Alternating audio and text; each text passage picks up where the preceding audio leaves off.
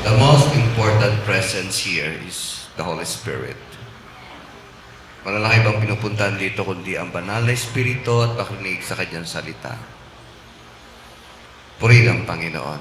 Ang church po ay hindi, club.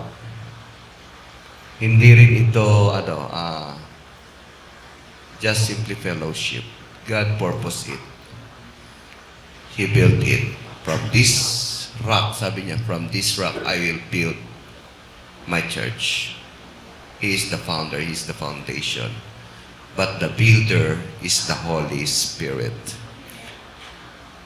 Jesus Christ is the founder, the foundation, panulukan. At ang nagbibuild talaga ng church ay ang Espiritu Santo.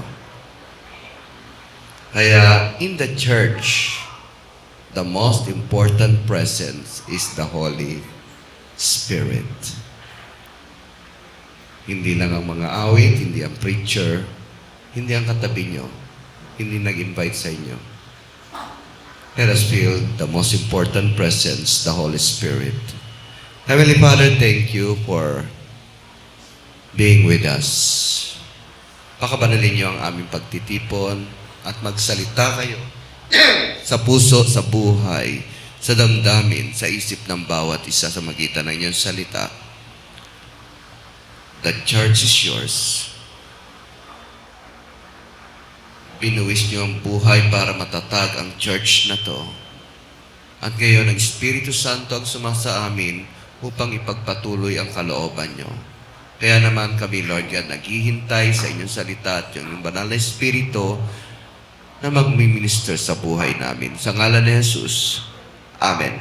Basahin natin 2 Timothy chapter 1, 3 to 12. Okay. Mahaba to.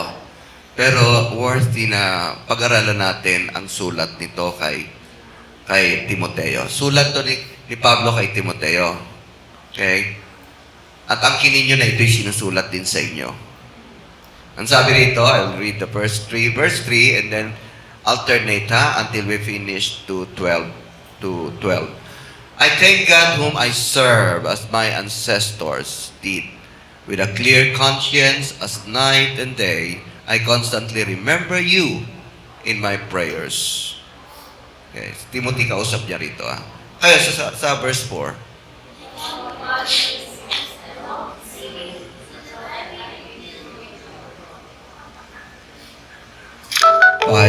I am remembered of your sincere faith, which first lived in your grandmother, Lois, and in your mother, Eunice, and I am persuaded now lives in you also.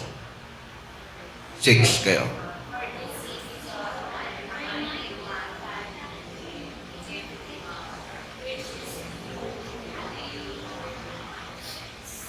And 7, for the Spirit of God does not make us timid, but gives us power, love, and self-discipline. 8 kayo.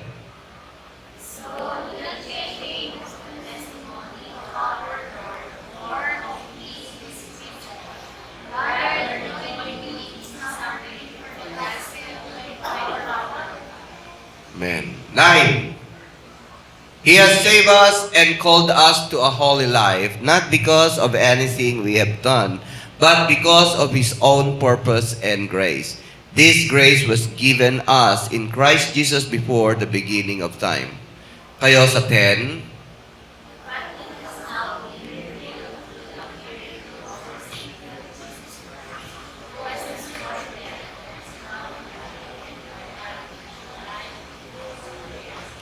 Okay.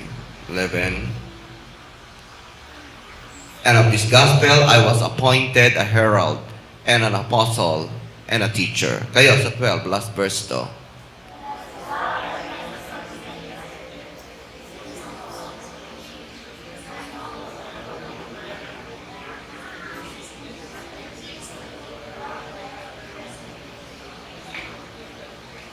Amen. Life is an investment. Ang buhay na to na binigay sa atin ay investment at sa inyo ipagkakatiwala, sa inyo i-invest, sa inyo ibibigay. Ito ba'y para sa inyong sarili? Ito ba'y para sa inyong kapritsyohan lamang? Ito ba'y pansamantala? Or you are thinking of everlasting na kayo giginansya? Jesus Christ invested His life for us and continue investing to us, entrusting you with His Holy Spirit. Kaya ang buhay ay investment. May nag-invest sa alak ngayon, may problema siya, may sakit. May nag-invest sa barkada, ngayon iniwan siya, nalulungkot. Meron nag-invest sa pamilya, masaya. Pero maging ang pamilya temporary lang. Minsan iiyak din tayo kasi every relationship in this world is temporary. Sabi ko nga kay Malin ang saya no? Masaya kami, lagi kaming namamasyal dahil sa kasal. Masaya kami kasi sa mga anak namin. Pero ang sakit kapag may nawala. And let us accept it. Nawawala tayo. Now, think of that. I also say to my students, sa inyo invest ang inyong buhay. Tayo nag-i-invest tayo sa pag-aaral natin pang kinabukasan. Nag-invest tayo ng ating lakas sa trabaho para sa kinabukasan ng ating mga anak. Pero hanggang kailan ang kinabukasan? Hanggat buhay ka. Pero pagpatay ka na, wala ka ng kinabukasan. Meron pa bang kinabukasan? Pero sa inyo, ini-invest ang buhay nyo, ang oras nyo, pang kinabukasan lang. Ako magre-retire na. Konti na lang ang aking... At least, yung in-invest ko, natitikbang ko na. Pero, is it wiser na invest nyo ang inyong buhay, ang inyong time, ang inyong lakas for eternity?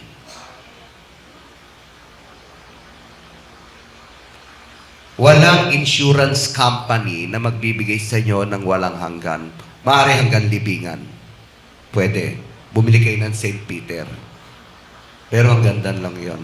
Pero there is an insurance company na libre pa. Ang buhay na walang hanggan. Siya nag-initiate nun, si Jesus Christ. He invested His life to us para bigyan tayo ng buhay na walang hanggan. At binigyan tayo ngayon ng Espiritu Santo para yung investment na yan, hindi lamang para sa inyo. Invest nyo rin yan para sa iba. Para si Relin ay magkaroon ng buhay na walang hanggan. Na maghahantong naman sa inyong mga rewards na pang walang hanggan. And in this verse, makikita nyo, si Paul nag-invest ng kanyang buhay. At the last part, nasusure ko, yung pinagkatiwala ko ng buhay ko ay hindi ako ipapalya. Alam niyo ba kung saan niya ininvest ang buhay niya? Sa gospel. Sa pagtitrain. Sa church. And at the last verse 12, sabi niya, hindi ako nangihinayang. Because I believe, kung ano yung pinagkatiwala ko sa Diyos, ito ay iingatan niya hanggang sa huli. Huwag kayo mag-invest ng temporary. Mag-invest kayo sa buhay na walang hanggan. At syempre, may katuwang tayo. Praise God for the Holy Spirit. Kasi, ang laman natin ang hinahanap talaga pansarili. Natural yan. Ako rin meron. Minsan nararamdaman ko yun eh. And praise God for the Holy Spirit in us na may nag-uudyok sa atin, itong gawin mo. And we need it.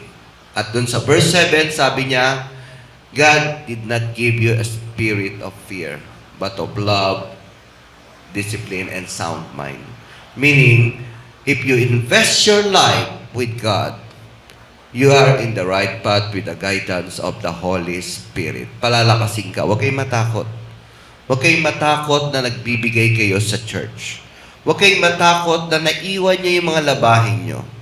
Huwag kayong matakot na i-miss niyo muna ng 3 oras ang mga ginagawa niyo sa bahay. Pumunta kayo rito. Remember, all those things na ininvest natin, pang samantala lang. Pang kinabukasan lang. Pero ang kinabukasan ay hanggang buhay tayo. But what we are investing here in this church God built for us is for eternity. Kaya tayo nandito. Because we want to give something to the Lord. Para ang kanyang plano ay magpatuloy. And that is our investment. Konti nga lang hinihingi niya eh. 2 oras lang sa Sunday eh. Sa Friday naman, 1.5 oras. Pero ang investment natin sa Facebook, kasama na ako doon, no? Kung bakit ba naman hirap tanggalin ng no? Pagkagising, 1 oras o 2 oras.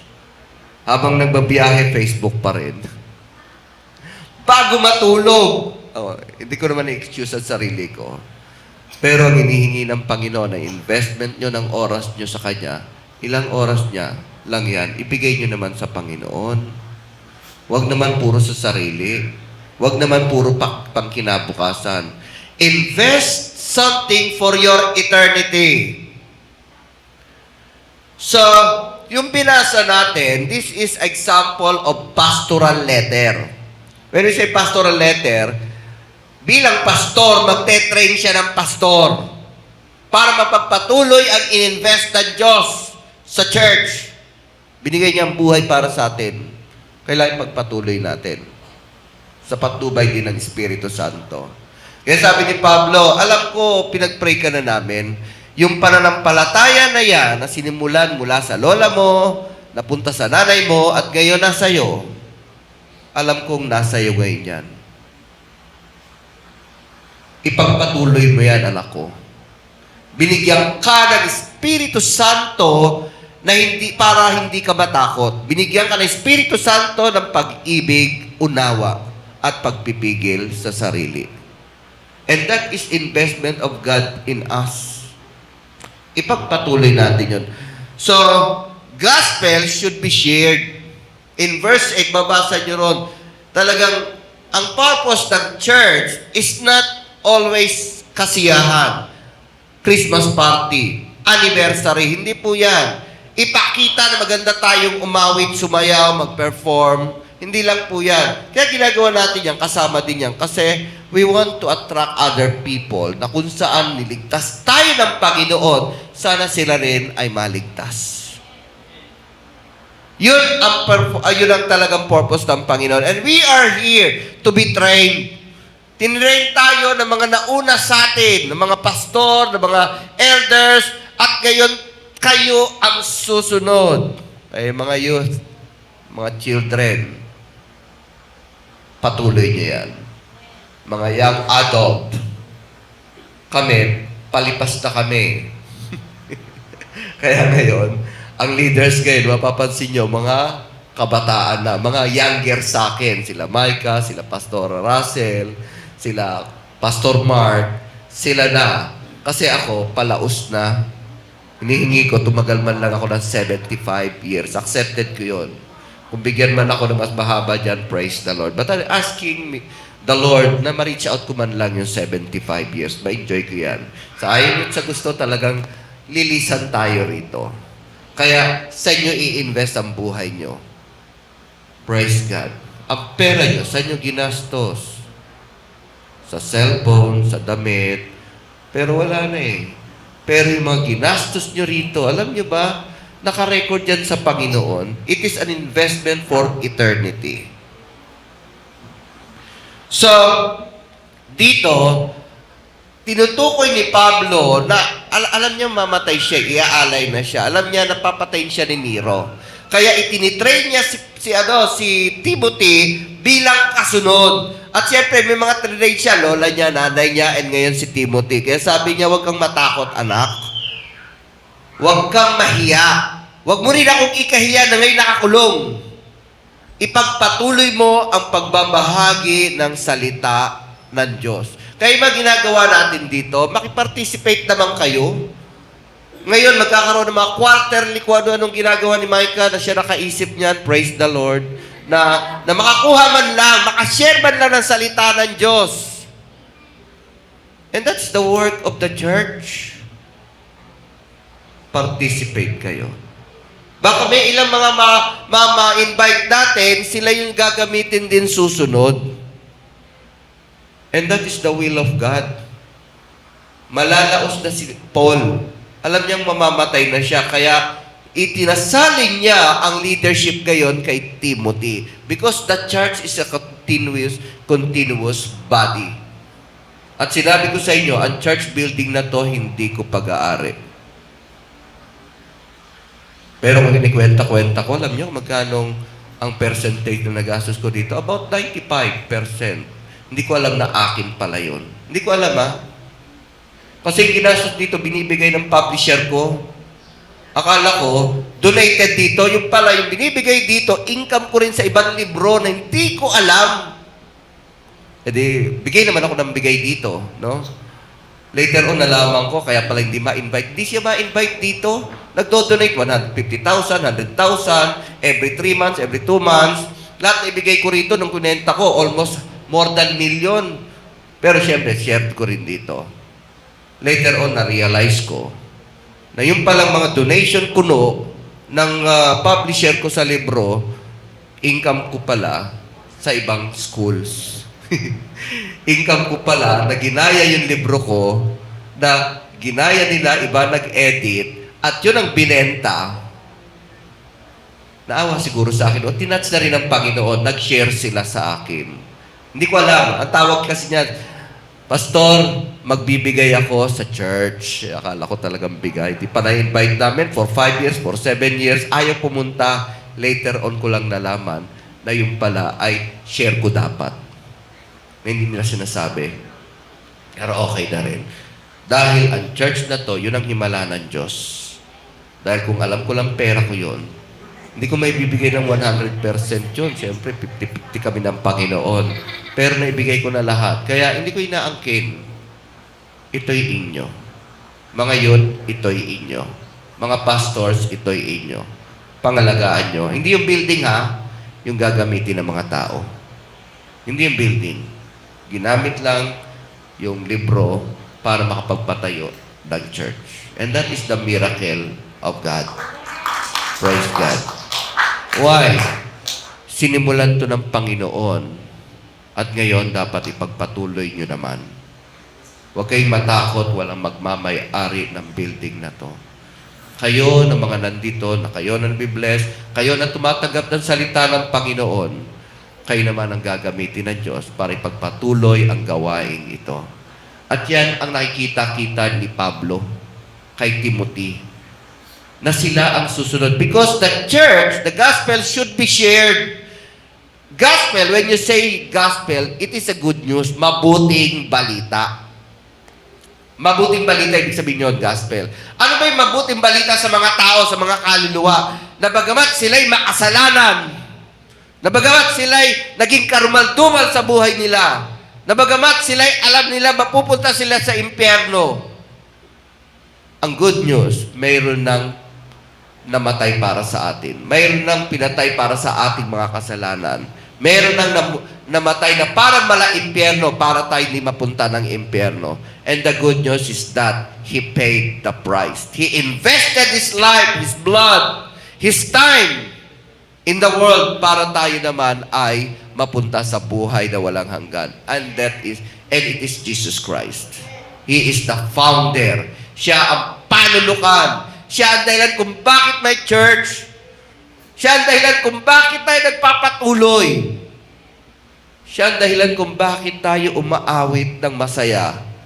Kahit na may problema, kahit may kalungkutan. Kasi alam natin, all this problem is kalingkingan lang to sa ibibigay na kalwalhati ang binibigay sa atin. Hindi lang isang araw, hindi lang isang taon, kundi pangwalang hanggan. Iiwan nyo lahat ng mga invest nyo rito, pero ang ini-invest nyo sa Panginoon, makakasama nyo at i-enjoy nyo pang walang hanggan. So, gospel is the center of the church para magamit tayo. Kaya anumang activities dito, by the way, sa Friday ng mahal na araw, ano? Meron tayong 7 last words. Umattend kayo, pero wala ng prayer meeting. Para maintindihan nyo ang ginawa ni Jesus. 7 last words yon. At ang anniversary natin, i-mark nyo na sa calendar nyo, July 12, may speaker po tayo. July 12 ba? Yung pinagmitingan natin, tama ba ako? 3 o'clock? Okay, Micah, thank you very much. Okay. Siya ang ating admin. Purihin ang Panginoon. Fresh from other church. Fresh from the Bible school sa Bulacan. Ay, nagba-Bible school yan. May Bible school siya doon. At gagraduate na daw next Saturday. Yan. So the main objective of this is to share the gospel. Okay? Ipagpatuloy ang ginawa ni Jesus. Ipagpatuloy na marami pang maligtas. And okay, that's why our vision is salvation, discipleship, and leadership. Kaya meron tayong preaching. Kaya nandun yung, ang purpose doon, hindi basta lang mabigay. Ano ba yun? Yung isang araw, konti lang yun. Actually, mga halagang ano lang yun mga hundreds lang yun no? Pero ang purpose doon, ma-share sila ng salita ng Diyos. Kahit maliit na bagay, kahit maliit na pangyayari, what is important is, malaman nila ang kaligtasan. Malaman nila na sila pala'y ligtas. Na malaman nila na sila pala'y pinapatawad ng Diyos. Malaman nila na merong buhay na walang hanggan. And then after that, ipapollow up yon. And that's our objective. Kaya meron tayong mga aralin. Ano yung mga aralin natin? Discipleship, ano pa? Impartation. Yon. Kasi para naman ma-equip naman kayo. And then, kayo rin ang susunod na leader. Tulad ni Timothy. Si Timothy, hinanda niya para maging leader. Lahat kayo magiging leader. In your own rights, in your own, in God's way. Paggamit tayo sa Panginoon. Magpagamit tayo sa Panginoon. Mag-invest tayo sa Panginoon. Okay. Every Christian has the Spirit of God. So, hinahanda kayo ng Diyos, pero hindi kayo nag-iisa. Yun ang maganda eh. Si Jesus Christ, siya yung panunukang bato. Siya yung bato ng iglesia. Pero ang nagbubuo talaga ng church is the Holy Spirit. If there is no Spirit in the church, that is not a church. Kaya sabi ni Panginoon, ni Jesucristo, huwag muna kayong umalis. Kasi pag alis niya, natapos niya na yung foundation, bababa ang Espiritu Santo. What's the purpose of Holy Spirit? Siya ngayon yung kikilos na gumawa ng iglesia. That's why it's very important to know the Holy Spirit in you. At yung Espiritu Santo, alam nyo, yun yung konsensya nyo na binabago. Yung Espiritu Santo, yan yung bagong pananaw na nakikita nyo sa buhay nyo. Yung Espiritu Santo, yan yung nagbibigay sa inyo ng comfort kapag kayo namumblema. Nag-urge sa inyo, mag-pray ka naman. Ang Espiritu Santo nasa inyo. Siya yung nagbibigay sa inyo ng patnubay. Kaya sa iglesia, sa pagtitipong ito, napaka-importante na madama natin ang Espiritu Santo. And that's the reason why may kantaan yun ang hindi nila naunawa ng mga ibang churches, ba't ang ingay daw natin? Ang ingay? Ano ba yan? Pwede naman tahimik na lang tayo eh. But they do not know how to call upon the Holy Spirit. The Holy Spirit is yung bang nai-enjoy siya sa mga papuri. Mga papuri ang awit natin dito. Hindi ito mga karaoke songs. Hindi ito mga kanta nila Victor Wood, nila na mga mga paborito yung singer, no? Sa karaoke. Hindi 'yun. Lahat ng inaawit natin dito, it is invitation to the presence of God. Yun lang hindi nila naintindihan. That's why we have the spirit, we have the songs. Kaya agahan nyo naman dumating dito. Hello? Iba, nagpapaliit pa talaga. Yung aawitan lang yan. Kasi the Holy Spirit is the one working in our life. And before we listen to the Word, kasi dalawa lang sinabi ng Diyos na programa eh. Walang ibang programa na gusto ng Panginoon Diyos sa pananambahan. Dalawa lang. worship God in spirit and in truth. Dalawa lang eh. Meron pa bang mga icebreaker? Worship God with icebreaker, with games. Hindi yun. Kailangan muna may mga quizzes. Hindi yun. There are two program God created for the new worship. Eh, nung unang panahon kasi, ang worship, magdala kayo ng tupa, no? Magbana kayo ng dugo. Marami. Kailangan na ang pari lang gagawa. May mga ritual sila. Pero, the Lord sabi ng Panginoon, darating ang panahon, hindi na kayo pupunta kung saang lugar. Hindi lang sa Jerusalem. Siya isasambahin nyo sa dalawang paraan lang. Sa Espiritu at katotohanan. That's why singing, hindi para lang mag-invite para hintayin kayo. Awit muna tayo rito habang wala sila. Hindi yun. Kaya gaya nyo naman. Naghintay sa inyo ang Panginoon. Ang awitin is you are inviting the presence of the Holy Spirit. You are worshiping in spirit. Kaya walang pakialaman talaga. Huwag nyo tignan yung kilikili ng kasama nyo. Huwag nyo tignan ang damit ng kasama nyo. Huwag nyo tignan kung sino katabi nyo. Ang imagine nyo lang sa inyong awitin, gusto nyo siyang sambahin. Siya ang binibigyan nyo ng aliw. Because we are required to worship Him in spirit. Then after that, kaya ito naman, merong Word of God. Because at that time na ma-feel nyo, na-comfort na kayo ng Holy Spirit, God will talk to you through His Word. Ganyan lang, dalawa lang talaga. Alam nyo na kung bakit dapat maaga kayo rito ng 9:30. Huwag nyo isipin na, nag-aawitan pa lang yun. No. You are inviting, you need to invite in your heart the Holy Spirit.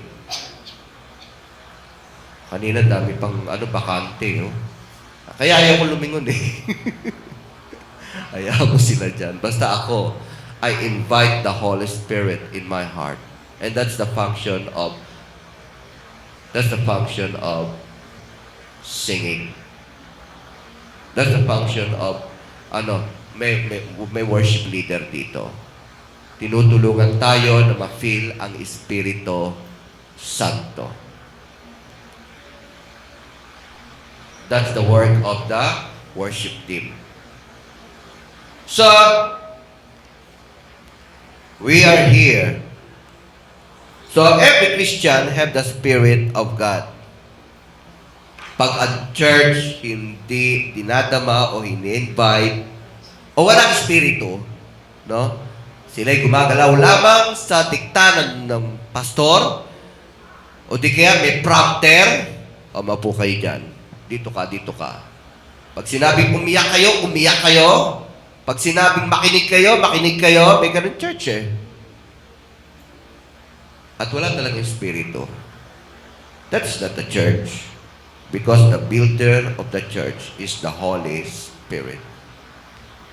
Ang walang espiritu o hindi na-acknowledge ang espiritu, hindi yun church.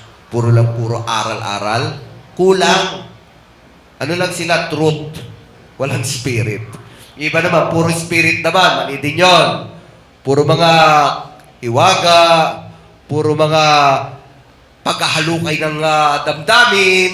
Mali din yun. We have to know the truth. Balance yan. You have to know the truth and invite the Holy Spirit. Kaya sabi ni Pablo, alam ko meron ka ng Espiritu Santo. Ituloy mo yan. Yan ang nagbibigay sa iyo ng lakas. Yan ang nagbibigay sa iyo ng inspirasyon. Na nagsimula sa iyong lola, sa iyong nanay, at ngayon na sa iyo, na kami ay naglehan sa iyo. Alam ko, meron ka Espiritu Santo. Cultivate it. Trust it. The Spirit given to us para hindi kayo madismaya, kundi ma-inspire at magkaroon ng kalakasan. At lumabas ang iyong talent. Kapag kayo nagbibigay ng oras niyo sa Panginoon, alam niyo, natural na lumalabas ang inyong mga talent, skills, gift na binibigay sa iyo ng Diyos. Ang Espiritu Santo talaga nag-i-enhance doon. Kung maganda ka kumanta, lalo pang gaganda yan. Kung ikaw ay mahilig magbigay, marami pa kayong ibibigay. Kung kayo ay mahusay magsalita, bibigyan pa kayo ng husay na pagsasalita. Kung kayo ay friendly, magiging friendly lalo kayo, magiging attractive sa ibang tao. May mga gift tayo. Hanapin niyo yan and give it to the Lord. God will use it. So, you are not given the spirit of fear, but of sound mind, but of strength. Kapag ang spirito na yan ay katamaran, sa demonyo yan. Pag ang espiritu na yan ay samaan ng loob, sa demonyo yan. Pag ang espiritu na yan ay hinalaan at sumbatan sa espiritu sa demonyo yan. Pero kapag ang nadarama nyo ay forgiveness, joy, strength, inspiration, yan yung sa Panginoon. Okay. You're not given the spirit of fear, but of love and sound mind. Serving God is an investment. Sa verse 12, basahin nga uli natin sa verse 12. Sa verse 12, sige. Si Paul, ang dami niya na rin invest. Pero ang unang talaga nag-invest, si Jesucristo. Si Jesucristo talaga nag-invest. Because life is investment. Sa inyo, gagastusin ang inyong buhay. Si Pablo, sabi niya, iniangkin kong kalugihan ang lahat ng natutunan ko, ang lahat ng posisyon ko, ang lahat ng connection ko, kalugihan ko pala yon. Pero nakita ko ang mas ginansya. And then here, sabi niya kay Timothy, sa verse 12, kahit na siya nakakulong, pero sinabi niya rito, 12, I know whom I have believed, and I am convinced that He is able to guard what I have entrusted to Him until that day. Alam ko kung sino yung pinagkakatiwalaan ko at kilala ko kung saan ako nag-invest. Iingatan niya yung in-invest kong yon up to the end. Siya mismo nag-invest ng buhay niya. Life is an investment. Magbigay kayo sa Panginoon ng oras. Magbigay kayo ng inyong talent, ng magagawa nyo, ng panahon nyo, ng pera nyo, ng makakaya nyo. And God will guard it up to the end. Hindi niya kayo pababayaan. Ibinigay na lahat ni Pablo ang kanyang oras, ang kanyang pera, ang kanyang panahon, ang kanyang talent, ang kanyang connection. At sinabi niya kay Timothy, Timothy, ikaw naman, huwag kang matakot. Kung nakita mo sa akin, huwag kang madismaya. Kung ako'y nakulong, huwag kang madismaya. Huwag mong ikahiya ito. Magpatuloy ka. At nakikilala ko kung sino ang pinagkatiwalaan ko ng aking buhay. Iingatan niya ito hanggang sa huli. He is convinced. He is convinced. And I am convinced. Convincido po ako. Kaya hindi ko na sinisingil ang lahat ng mga ginastos ko rito. Kanyang-kanya na yon. Inyong-inyo na yon. Angkinin nyo na to. Dahil kilala ko ang Panginoon. Ginamit niya lang ako para sa inyo na kayo naman na magpapatuloy. Jesus, invest for eternity, ha? Ako natutuwa. Kasi yun lang ang pagmamalaki ko. Sabi ko sa mga anak ko, bahala na kayo sa bahay. Yan lang ang may iwan ko. Kasi lahat ng pera ko nandito. Bahala na kayo, Micah. Pag hati-hatiin niyo yung kwarto doon, tumira kayo. Sige, bahala kayo. Magpagawa kayo. At ayoko na rin, ipagawa yan kasi iiwan ko lang kayo na magpagawa. Kung sino gusto tumira dito, pagawa niyo yan. Yan lamang ang mamamana ko. Pero pagpatuloy niyo naman gawain, pagpatuloy niyo. At natitiyak ko lahat ng binigay ko dito, hindi masasayang. Kasi sa langit, alam nyo, ang may pagmamalaki nyo ron, hindi naman yung honor nyo hindi yung mga medals nyo, hindi ang trabaho nyo, hindi ang sweldo nyo. Alam nyo, sa langit, iba ang pinagmamalaki ron. Ang pinagmamalaki sa kalangitan, ano yung sinakripisyo nyo? Yes, yun ang payabangan doon. Pero hindi naman mayabang mga tao doon. ipakita na lang ng Panginoon kung gaano ka nag-sacrifice para sa gawain. At syempre, wala nang dadaig sa Panginoong Hesukristo. Because Jesus invested His life for us and continue to invest in us through the Holy Spirit. Okay. Alam niyo yung parable na sinasabi ng Panginoong Jesus, yung parable of the pearl, parable of the treasure. Ito yun. Sabi ng Panginoong Jesucristo nung nangangaral pa siya, meron isang negosyante na nakita niya sa lupain na yon, may nakatago palang treasure. So lahat ng kanyang ari-arian binenta, mabili lang yung lupang yon. Kasi may mas mahalagang treasure. Ganon din sa pearl. Nung makita ng negosyante, ng tao, na may mas mahalagang pearl, binenta niya ang kanyang kahari-arian at binili ang pearl na yon. The same way with you. Mas malaki ang magiging return of investment kapag ininvest nyo ang inyong sarili sa Panginoon. Kesa sa damit na luluma, kesa sa cellphone na babasag, nasisira, kesa sa mga bagay na ginugusto nyo ngayon na temporary lang.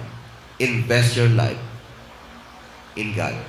Even Jesus Christ invested His life to us and continue to invest in you through the Holy Spirit. Pinagkakatiwalaan kayo ng Panginoon. The fact na kayo'y ligtas na, the fact na tinanggap nyo si Jesus, lahat ng tumanggap kay Jesus ay may Espiritu Santo na tatak na kayo ay ibubuhay na muli. At ang Espiritu na yan din na magbibigay sa inyo ng guide.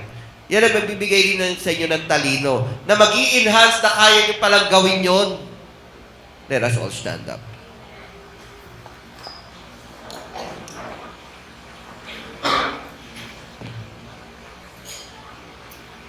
Purihin ang Panginoon.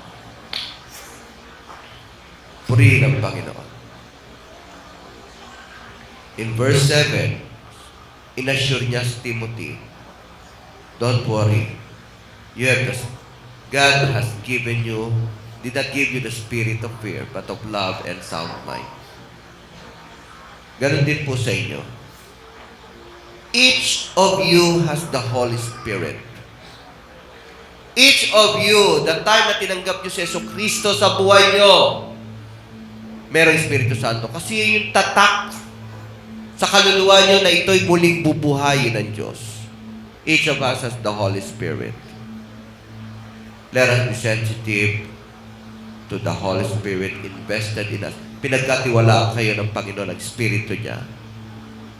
Pahalagahan niyo yan. Tayo manalangin.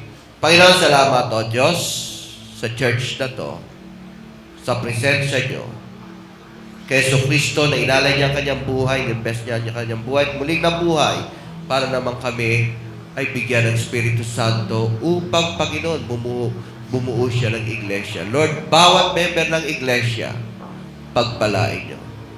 Bawat isa sa kanila, Panginoon, patnubayan nyo. Bawat isa sa kanila, Panginoon, pakitaan nyo ng inyong kapangyarihan. Sa bawat sandali, madama nila kayo. Ang pag-ibig nyo, ang kapayapaan nyo, ang kagalingan nyo, ang kapangyarihan nyo. Sa pangalan ni Jesus. Amen. God bless you.